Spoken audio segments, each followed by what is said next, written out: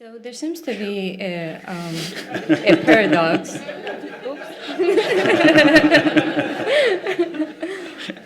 Or contradiction. On the one hand, I've heard you many times. I've heard you say that even this would be giving the separate self some existence or indication of an existence. On the other hand, I've also heard you talk about spiritual bypassing when we do not take responsibility for our actions or for taking a stand. And the first question that was asked about the responsibility for our choices in life seems to bring it up in me, where it seems on the one hand, if we do say that we're responsible, we give the separate self the credibility, right, in existence, and on hand not to do it would be a spiritual bypassing. Okay, so let me be really clear about this. If anyone writes a book about these matters, has a YouTube channel, has a meeting, does webinars, has a website, they are by definition making a concession to the separate self. If they stand up and say, this is a radical teaching, there is no separate self, there's nobody here, there's nothing to do. If they really thought that, they would not be speaking. If there's nobody here, then who are they speaking to? Does awareness need to hear their talks and read their books? No. But who are they doing it for? The fact that they are doing it betrays the fact that they do think that there is somebody there to listen, and they do think that there is something for that person to do. What do they believe that person should be doing? Attending their meetings and reading their books. Otherwise they wouldn't have them or read them. So all teachings, even the ones that say this is totally radical, there's nobody here, there's nothing to do, it's not true. There are no radical teachings. Or the only radical teaching is silence. So yes, I make compassionate concessions, and different amounts of concession depending on one, my mood, and two, the person I'm speaking to.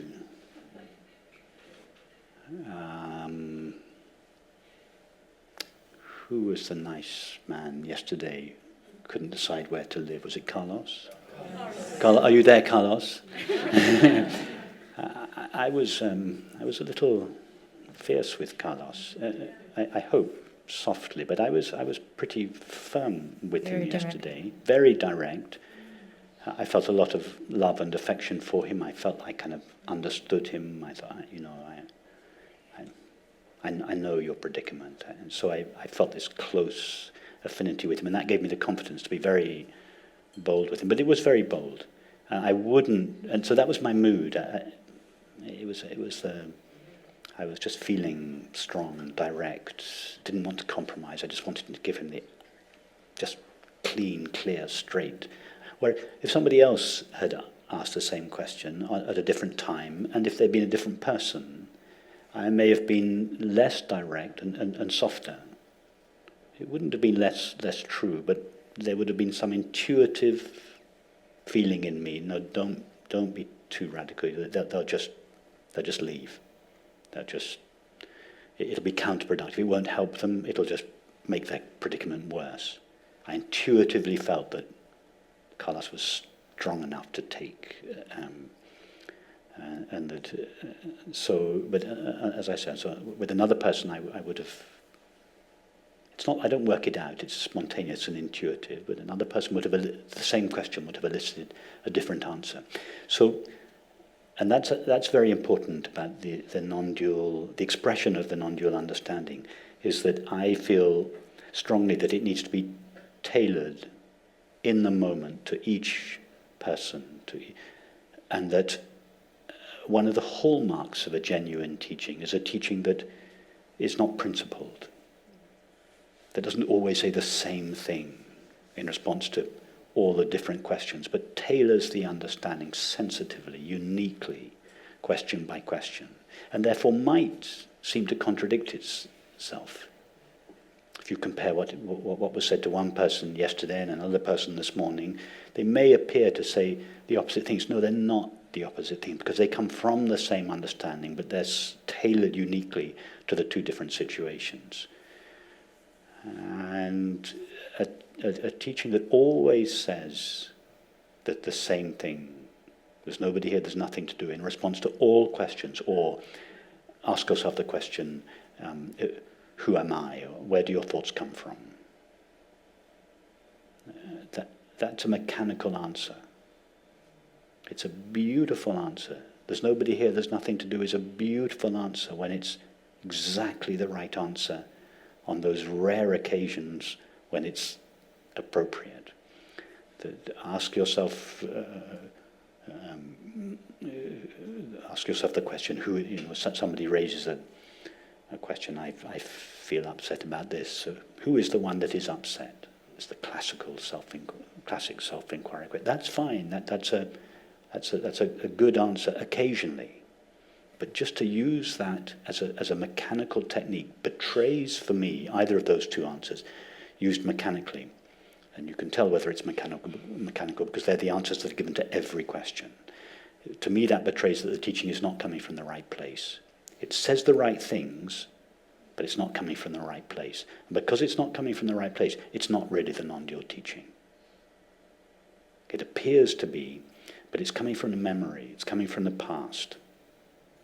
I would far rather hear someone respond spontaneously in the moment and perhaps couch their answer in conventional dualistic terms that would seem to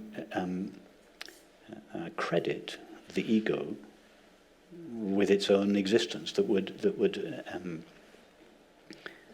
condone the existence of the ego. I'd far rather hear a response like that, but and yet feel that the response came from understanding, albeit tailored to this person's understanding, than to hear perfect non-dual words spoken mechanically in response to every question.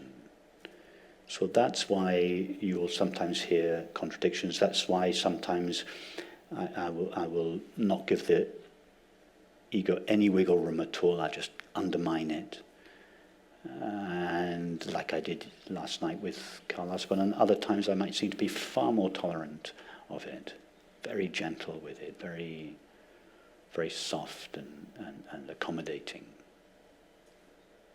So for us, the same choice, I feel, comes up also from the position of the self when we have afflicting emotions that arise, or situations, other challenges.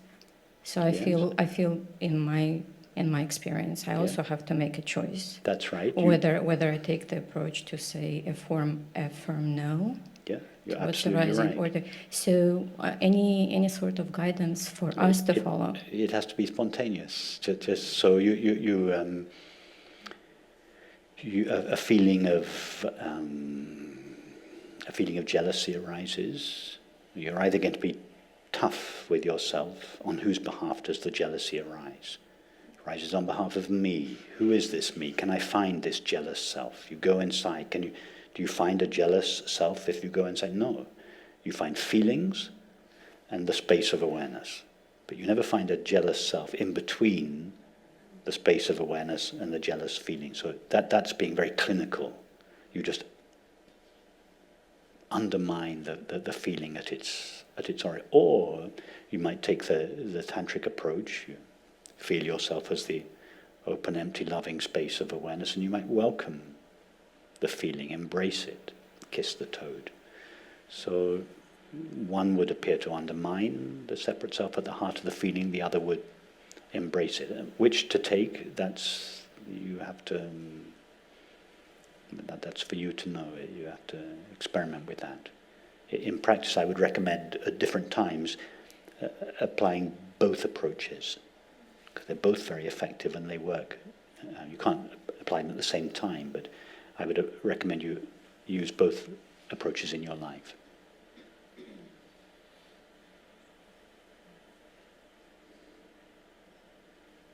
Thank you very much. And then, of course, the same goes in our relationship with other individuals in a not in a teaching situation or a formal therapy session, but just when you're with friends or family. Sometimes you may be very tolerant and compassionate of some egoic outburst, and sometimes less tolerant, a little bit more clinical. So we're like that both with ourselves and with others. And how do we choose between the two? It's just sensitivity and intuition. Yeah, I find that also those kind of methods, at least in my life, it seems change throughout my experiences and where I am at a certain point in my life. Yeah, and of course some characters are sharper, some are softer. Ideally, we want our range to be as wide as possible, so we're not always soft, we're not always clinical, that we have a full range, both in relation to ourselves and in relation to others. That makes us a broad human being.